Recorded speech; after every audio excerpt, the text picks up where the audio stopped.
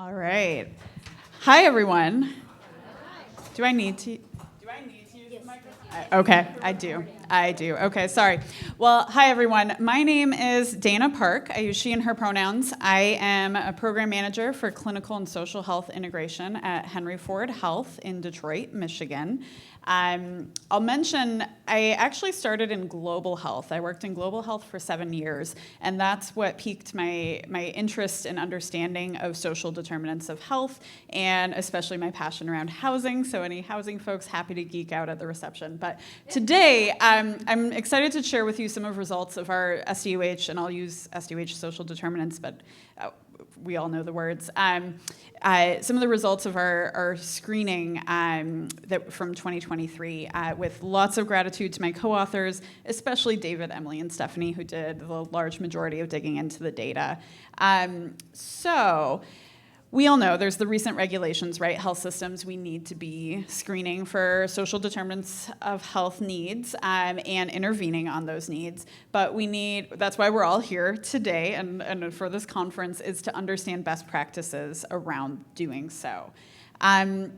Henry Ford, we are a large academic medical center, nonprofit, headquartered in Detroit, but cover southeast and central Michigan. We currently, just to give you a scope, we have 50,000 employees, 13 hospitals, over 550 care sites across the region. This is our full SDOH screener that we use. It is custom built. We pulled from different evidence-based tools, so WellRx, Prepare, but also custom built it just to follow in our footsteps of some things we already had, but to be in alignment with all the regulatory requirements.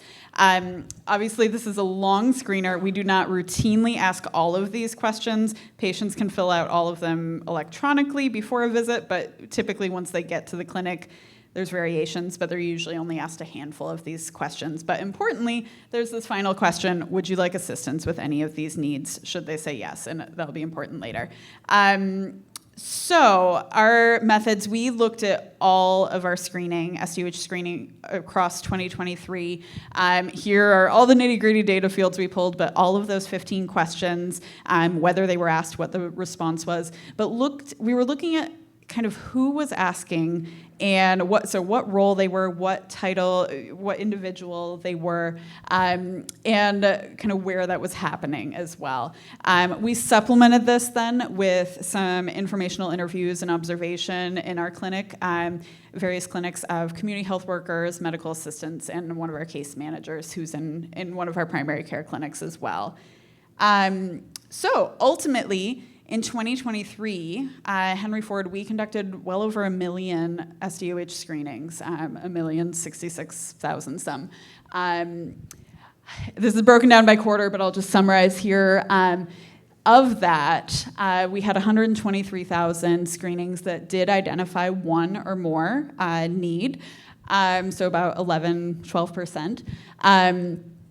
Of that number, only 25,000 said with a need said they also wanted assistance with that need. So about 20%. That can be a whole other conversation, but kind of we'll hint on it today. But patient trust being a huge part of that. Breaking it down, who conducted SDOH screens at Henry Ford? We dug into it. We actually were honestly quite shocked to learn that 240 unique roles were conducting screening across our system. I said we're a large system, but clearly a lot of things were happening that we didn't know were happening. So that's a challenge, right?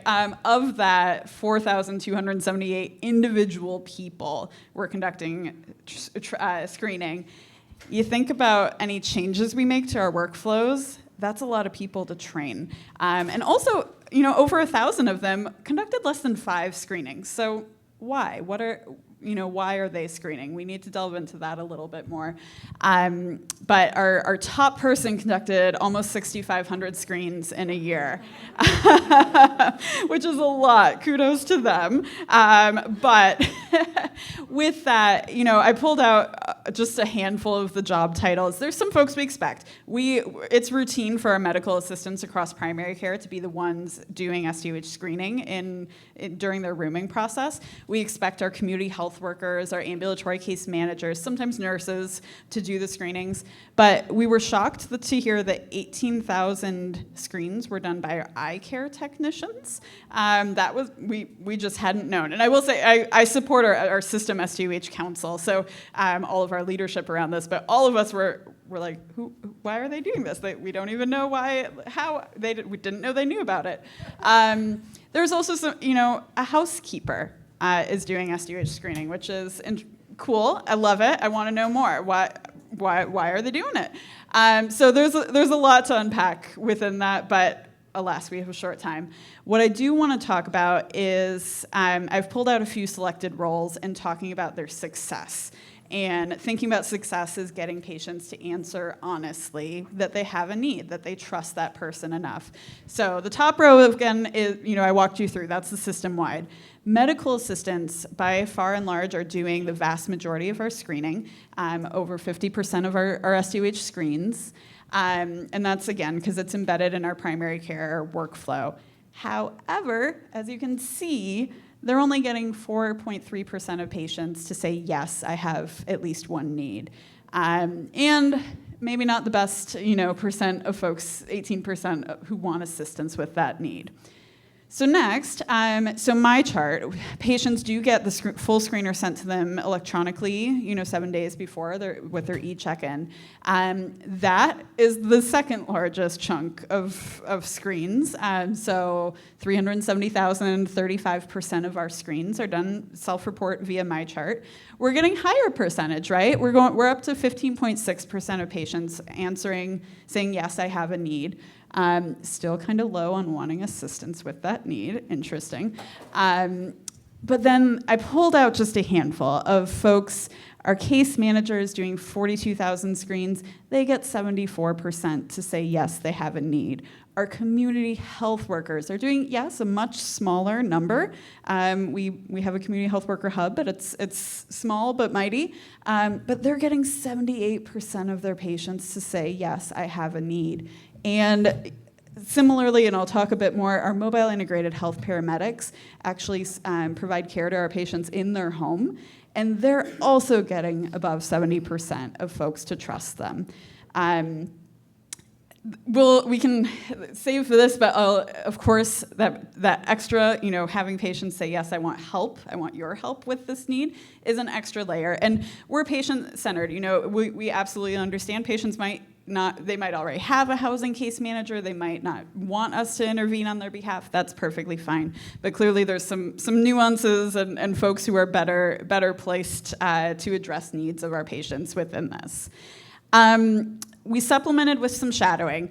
I'll just quickly, as you might imagine, our MAs are so overburdened. They have 10, maybe 15 minutes to room the patient, take temperature, blood pressure, reconcile medication, go through medical history, et cetera, and ask these SDOH screens. And in primary care, I will say right now they're only asking food and safety. We know we need to scale up to the other three domains soon. But they're so busy. When we're shadowing, I just shadowed again last week, they're doing their best, but they're busy typing at their computers, right? They're not looking at the patient, not having eye contact, not building that trust to answer honestly. So that might explain why they're only getting 4% of patients to say, yes, I have a need.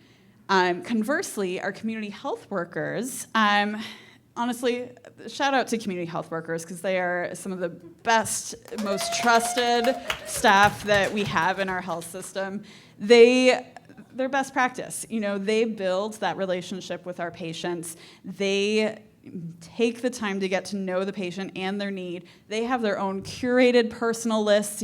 Oh, you need help with housing? Let me connect you to Miss Smith over at this housing agency. I've got her on speed dial. I'll connect you. They're so well placed.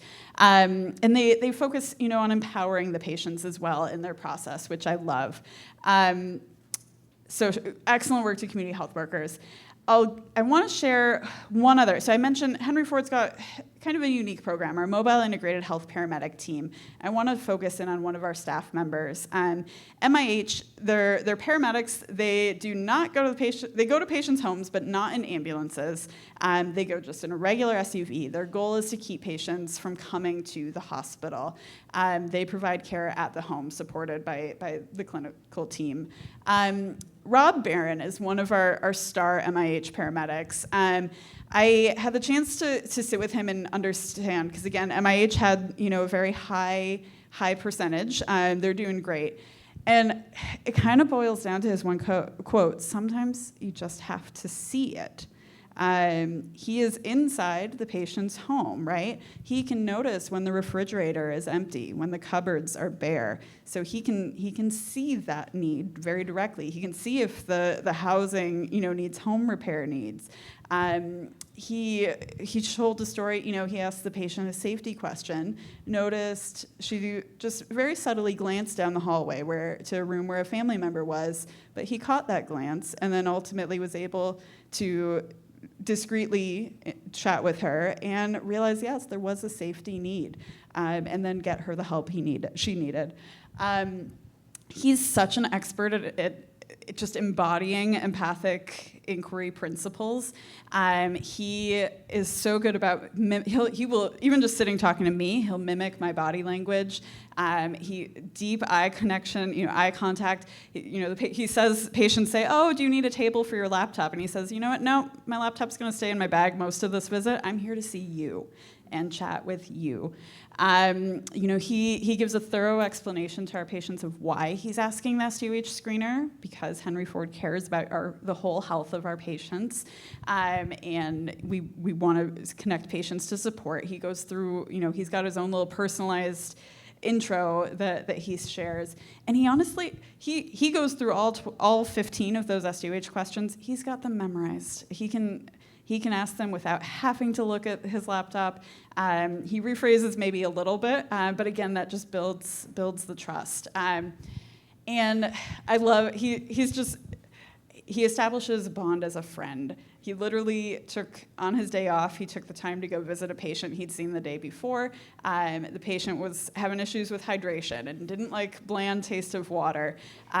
So he had some hint packets, or the flavored water packets. He went and brought them to them the next day, along with, he noticed the patient had a turtle. And he's like, hey, I've got an old aquarium. Do you want this aquarium? So building that connection as a friend really, really helped. And he just always ends, he says he ends every single visit by asking the patient, before I leave, is there anything else I can do to make you comfortable? And he means it. He will, anything the patient says, within his power, he will do it. And he's made breakfast for plenty of patients before he leaves to go to see the next patient. So I just wanted to share that as a deep dive into a person who really embodies the principles we're all talking about. With that, kind of the main conclusions, right? We see that folks, the roles that are better able to establish trust with our patients, are able to get more honest responses in folks being comfortable enough to share they have sensitive needs. So case managers, community health workers, but we know staffing resources are short, right? I loved whoever it was at the reception last night who made the comment, 80% of our health is determined by social determinants of health, so 80% of our staff should be social workers. So to that point, we all know we're understaffed for our social care team, and would love to see that strengthened and improved, and hopefully data like this helps support that. But also, the setting matters too. Patients are more likely to answer. There was a higher, when they were reporting via MyChart, there was that higher trust in answering honestly. Maybe not great, but still higher. They're comfortable. They're not in front of someone. Sometimes there's a little fear to reveal to someone in person. But we also know there's inequities in technology access and digital literacy. And then the setting matters too. Like I said, Rob at the MIH team, being in the patient's home, the patients are typically they're comfortable at home. That's their safe spot, so they might feel more willing to share. And also coupled with the fact that MIH can physically see when there are needs. I will say, and for those of you who might have seen, I did just present a poster with my colleague Renee Zach on empathic inquiry principles and how we can, because our MAs are our main workforce who can do SDOH screening en masse. So we need to better train them in empathy and how to more sensitively ask these really tough questions. So we rolled out an empathic inquiry training at our health system that was really, really successful in improving results. And I'll just end, for 2025, Henry Ford, our SDOH Council, is taking all these lessons learned into account. We've set a system-wide goal. Clearly, with the 240 roles doing SDOH screening, we need to do a lot of standardization. So that's our 2025 focus to improve that. But we will absolutely be taking into account these lessons on the importance of trusted roles and trusted settings to conduct SDOH screening. So thank you.